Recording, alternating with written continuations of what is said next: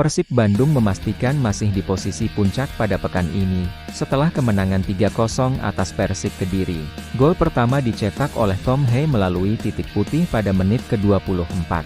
Kemudian Persib menggandakan keunggulan lewat brace yang dicetak oleh Andrew Yung pada menit ke-40 melalui titik putih.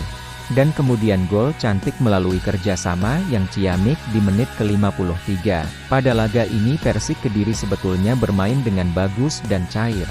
Banyak melakukan pergerakan berbahaya di area sepertiga lapangan Persib Bandung. Akan tetapi Persib Bandung tampil lebih solid dalam menggalang pertahanan dan berusaha membalikkan keadaan dengan lebih banyak menguasai pertandingan. Usaha Persib Bandung membuahkan hasil di akhir laga dengan keunggulan 3-0. Laga ini merupakan laga kandang terakhir Persib pada musim ini. Selanjutnya Persib akan melawan Borneo FC pada tanggal 15 Maret ini. Jika Anda suka video ini jangan lupa untuk like, subscribe, share dan comments di channel ini.